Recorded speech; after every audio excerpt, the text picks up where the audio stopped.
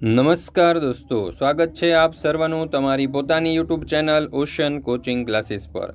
મિત્રો, ધોરણ 6 પ્રથમ સત્રાંત પરીક્ષા ઓક્ટોબર 2025 આવી રહી છે અને આ પ્રથમ સત્રાંત પરીક્ષાની સારામાં સારી તૈયારી કરી શકો, સારામાં સારા માર્ક્સ પ્રાપ્ત કરી શકો એ માટે આપણે અધ્યયન નિષ્પત્તિ અને બ્લુ પ્રિન્ટ પ્રમાણેના મોસ્ટ આઈએમપી પ્રશ્નપત્ર લઈને આવી ચૂક્યા છીએ અને ધોરણ 6ના દરેક વિષયના મોસ્ટ આઈએમપી પ્રશ્નપત્ર આપણી ચેનલ ઉપર મુકાઈ ચૂક્યા છે। તો દરેક વિદ્યાર્થીઓએ અવશ્ય આ ધોરણ 6ના જે પ્રથમ સત્રાંત પરીક્ષાના મોસ્ટ આઈએમપી પ્રશ્નપત્ર છે તેનો અભ્યાસ કરી લેવો તમારી પરીક્ષાની તૈયારી માટે અને સ્વ અધ્યયન પોથીના સોલ્યુશન માટે તમને ખૂબ જ ઉપયોગી થશે।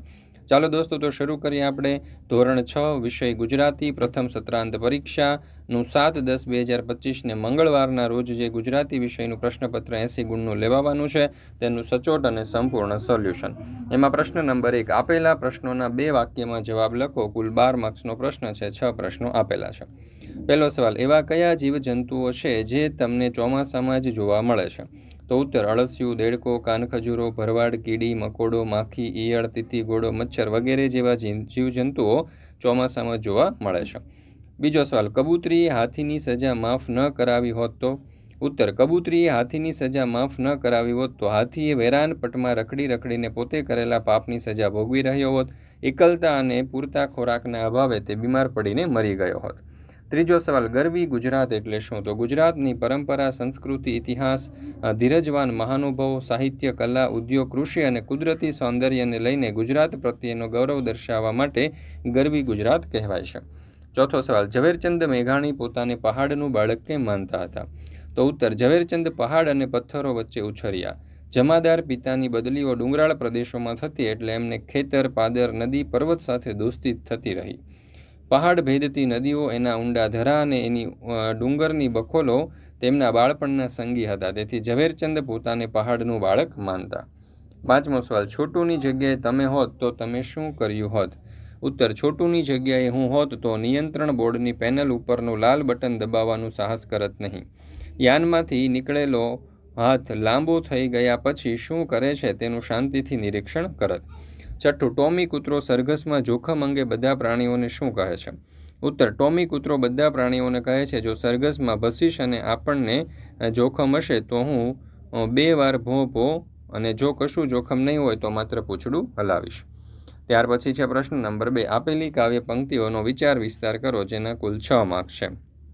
તો જોઈએ કાવ્ય પંક્તિ, કોઈ દી ભોજન શીરો ને પૂરી તો કોઈ દી ભૂખ્યા રહીએ, ઓધવજી રામ રાખે તેમ રહીએ। ઉત્તર, આ કાવ્ય પંક્તિ જીવનના ઉતાર ચઢાવના સ્વીકારની વાત કરે છે। ક્યારેક જીવનમાં શીરો અને પૂરી જેવા સુખદ ક્ષણો આવે છે તો ક્યારેક તકલીફો અને ભૂખ પણ સહન કરવાની ફરજ પડે છે।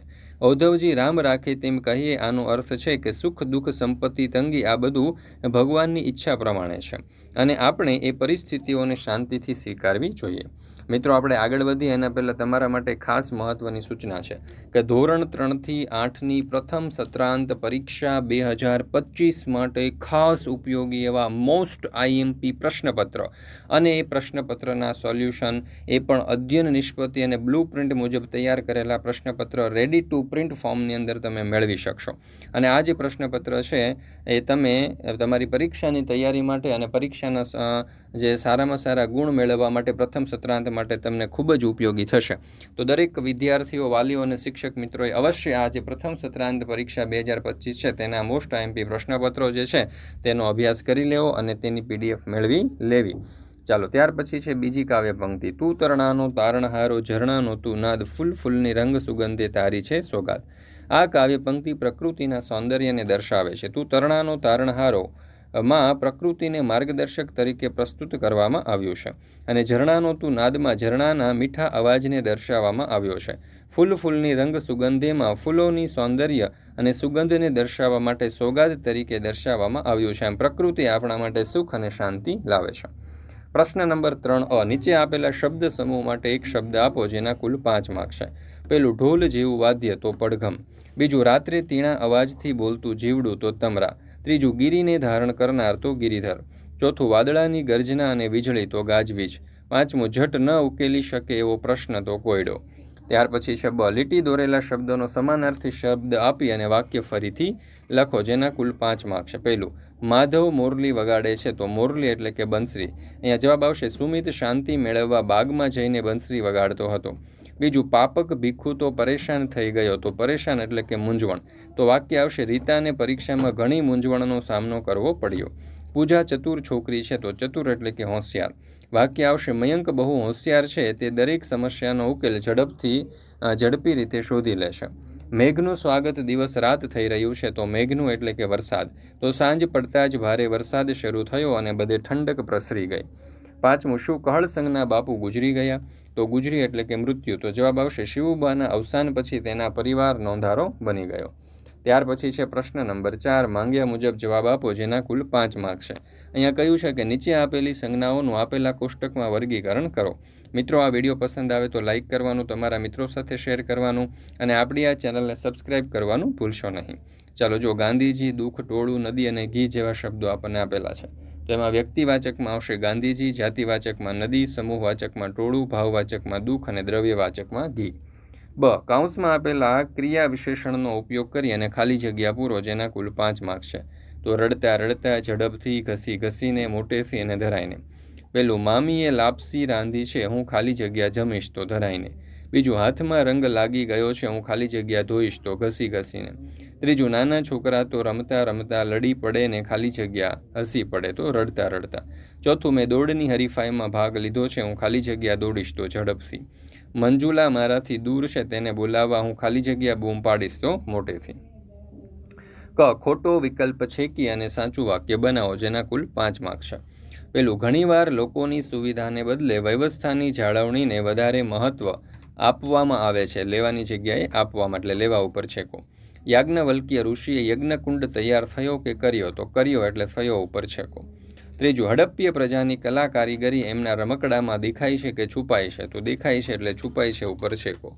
ચોથું, ગુપ્ત યુગમાં રસાયણશાસ્ત્રનો ખૂબ વિકાસ થયો હતો કે ફેલાયો હતો, તો વિકાસ થયો હતો એટલે ફેલાયો ઉપર છેકો. લોકો જુદા જુદા પ્રકારના ધંધા વ્યવસાય કરીને આજીવિકા મેળવે અથવા તો કરે છે, તો કરે ઉપર છેકો, મેળવે ઉપર સાચું. પ્રશ્ન નંબર 5, અ, વિભાગ અ ને વિભાગ બ ના યોગ્ય વિકલ્પ સાથે જોડો, જેના કુલ 5 માર્ક છે. છોટું, તો એને જોડીશું જિજ્ઞાસુ સાથે. હાથીને જોડીશું મદમસ્ત સાથે. કાગડીને જોડીશું દુઃખી સાથે. કોયલને જોડીશું મધુર ટહુકો સાથે. ઝવેરચંદ મેઘાણીને આપણે જોડીશું વિકલ્પ બી, રાષ્ટ્રીય શાયર સાથે. ત્યાર પછી બ, નીચેના ફકરાને આધારે પ્રશ્નોના જવાબ લખો. તો અહીંયા તમે જોઈ શકો છો, આપણને એક સરસ મજાનો જે પેરેગ્રાફ આપેલો છે એ તમારે ધ્યાનપૂર્વક વાંચવાનો છે, સમજવાનો છે અને જોઈએ એ પેરેગ્રાફ ઉપરથી કેટલાક પ્રશ્નો અને તેમના ઉત્તરો. પહેલો સવાલ, ગાડા માર્ગ બંધ થઈ જવાનું કારણ શું હશે, તો ચોમાસામાં ભારે વરસાદ વરસવાથી ગાડા માર્ગ બંધ થઈ જતો હતો. ફકરામાં વપરાયેલી કહેવત લખો, તો કપાળમાં ઉગે વાળ, તો ભાલમાં ઉગે ઝાડ. ત્રીજું, પાઘડી pane કયા બે પ્રદેશ પથરાયેલા હતા, તો ભાલ અને કનેર પંથક. ચોથું, ફકરામાંથી મીઠી નજર શબ્દનો સમાનાર્થી શબ્દ, તો કે અમી દ્રષ્ટિ. પાંચમું, કાઠિયાવાડ પ્રદેશ બીજા કયા નામે ઓળખાય છે, તો સૌરાષ્ટ્ર. ત્યાર પછી પ્રશ્ન નંબર 6, નીચેના વાક્યમાંથી ભાવાત્મક શબ્દ શોધીને લખો, જેના કુલ 5 માર્ક છે. પહેલું, હેન્સને ગુણ ઓછા આવતા ઉદાસ થઈ ગયો, તો અહીંયા જવાબ આવશે આપણો ભાવાત્મક શબ્દ છે ઉદાસ. બીજું, ગાંધીજી અહિંસાના પૂજારી હતા, તો અહીંયા જવાબ આવશે અહિંસા. પ્રિશા શરમાળ છોકરી છે, તો જવાબ આવશે શરમાળ. ચોથું, સિંધુડોના કાવ્યો સાંભળનારનો અંગ્રેજ સરકાર વિરુદ્ધ ગુસ્સો વધી જતો, તો જવાબ આવશે ગુસ્સો. તેજલના આનંદનો પાર ન રહ્યો, તો અહીંયા જવાબ આવશે આનંદ. બ, કૌંસમાં આપેલા ભાવ દર્શાવતા શબ્દનો ઉપયોગ કરી સંવાદ પૂર્ણ કરો, જેના કુલ 5 માર્ક છે. ચમકી, ડર, બીકણ, બહાદુર અને સાહસ. તો જોઈએ, હર્ષા કહે, પ્રિયા તને ભૂતથી ડર લાગે ખરો, તો પ્રિયા કહે, ના ભાઈ ના, હું બીકણ નથી. હર્ષા કહે, શું તું તારી જાતને બહાદુર સમજે છે? પ્રિયા કહે, ના ના, આમ તો ગરોળી જો તો પણ ચમકી જાઓ, પણ ભૂતથી ન ડરું. હર્ષા કહે, અરે ગરોળી તો હું હાથમાં પકડવાનું સાહસ રાખું છું. પ્રિયા કહે, વાહ, આપણે બંને અલગ અલગ રીતે બળ્યા છીએ. ત્યાર પછી છે પ્રશ્ન નંબર 7, તમે કરેલા પ્રવાસનું વર્ણન કરો, જેના કુલ 5 માર્ક છે. મિત્રો, આપણી આ ચેનલ ઉપર ધોરણ 6ના દરેક વિષયના બ્લુપ્રિન્ટ પ્રમાણેના મોસ્ટ આઈએમપી પ્રશ્નપત્ર અને તેમના સોલ્યુશન મુકાઈ ચૂક્યા છે અને આ પ્રશ્નપત્ર તમારી પરીક્ષાની તૈયારી માટે ખૂબ જ ઉપયોગી છે. તો દરેક વિદ્યાર્થીઓએ અવશ્ય આ પ્રશ્નપત્ર અને પ્રશ્નપત્રના સોલ્યુશન બંને તૈયાર કરેલા છે, તો બંને તમે મેળવી શકો છો. બ્લુપ્રિન્ટ પ્રમાણે છે, અધ્યયન નિષ્પત્તિ પ્રમાણે છે, તો દરેક વિદ્યાર્થીઓએ અવશ્ય મેળવી લેવા. પરીક્ષાની તૈયારી માટે તમને ખૂબ જ ઉપયોગી થશે. પ્રશ્ન નંબર 7 નીચે આપેલા ચિત્રનું વર્ણન કરો જેના કુલ 5 માર્ક્સ છે. તો મિત્રો અહીંયા જોઈ શકો છો આપણને એક સરસ મજાનું ચિત્ર આપેલું છે. આ જે ચિત્ર છે એના ઉપરથી આપણે જોઈએ સરસ મજાનું તેનું વર્ણન. તો આ ચિત્રમાં ચોમાસાની મજા માણતા બાળકો દર્શાવ્યા છે. બાળકો કાદવ અને પાણીમાં રમતા જોવા મળી રહ્યા છે. જ્યારે દૂર બીજા લોકો છત્રી લઈને ચાલતા દેખાય છે. ચારે તરફ ધરતી ભીંજાયેલી અને લીલોતરી દેખાય છે. વૃક્ષની નીચે એક ઘોડો બેઠો છે અને ઘોડાની બાજુમાં એક ગાય બેઠી છે. ચિત્રમાં એક બાળકી પાણીમાં બેઠી છે અને એક કૂતરું તેની નજીક રમે છે. ચિત્રમાં જીવનની સરળતા અને ગામડીયો માહોલ ખૂબ સુંદર રીતે દર્શાવવામાં આવ્યો છે. ત્યાર પછી છે પ્રશ્ન નંબર 8 મારું ગુજરાત વિશે નિબંધ લખો જેના કુલ 7 માર્ક્સ છે. તો મિત્રો આ વિડીયો સ્ટોપ કરીને અથવા તો પોઝ કરીને તમે આ જે મારું ગુજરાત નિબંધ છે તે જોઈ શકો છો. ખૂબ જ સરસ રીતે આપણે આ નિબંધ જે છે તે અહીંયા દર્શાવેલો છે. મોસ્ટ આઈએમપી નિબંધ છે. પરીક્ષાની તૈયારી માટે ખૂબ જ ઉપયોગી થશે. તો જરૂરથી આ PDF મેળવી લેજો. તેના અથવામાં આપણને કહ્યું છે કે નીચે આપેલા મુદ્દા પરથી વાર્તા લખો. તો જો અહીંયા મુદ્દા આપેલા છે: એક છોકરો, જંગલમાં ફરવાનો શોખ, અવનવી વનસ્પતિઓ વિશે જાણવાનો શોખ, એક ચમત્કારિક લાકડું મળવું, વસ્તુને લાકડાનો સ્પર્શ થતાં રંગ બદલાવો, છોકરાનું કુતૂહલ, ઘણી વસ્તુઓના રંગ બદલવા, છોકરાનો પસ્તાવો, કુદરતે બનાવેલી વસ્તુઓની પ્રશંસા. તો અહીં તમે જોઈ શકો છો આપણે આ જે વાર્તા છે એ પણ ખૂબ જ સરસ રીતે અહીંયા દર્શાવેલી છે. મિત્રો અહીંયા આપણે આ ધોરણ 6નું ગુજરાતી વિષયનું પ્રથમ સત્રાંત પરીક્ષા 2025નું આ જે મોસ્ટ આઈએમપી પ્રશ્નપત્ર છે તે પૂર્ણ કરીએ છીએ. હવે મિત્રો આ જે વિડીયો છે તમને પસંદ આવ્યો હોય તો લાઇક કરવાનું, તમારા મિત્રો સાથે શેર કરવાનું અને આપણી આ ચેનલને સબસ્ક્રાઈબ કરવાનું ભૂલશો નહીં.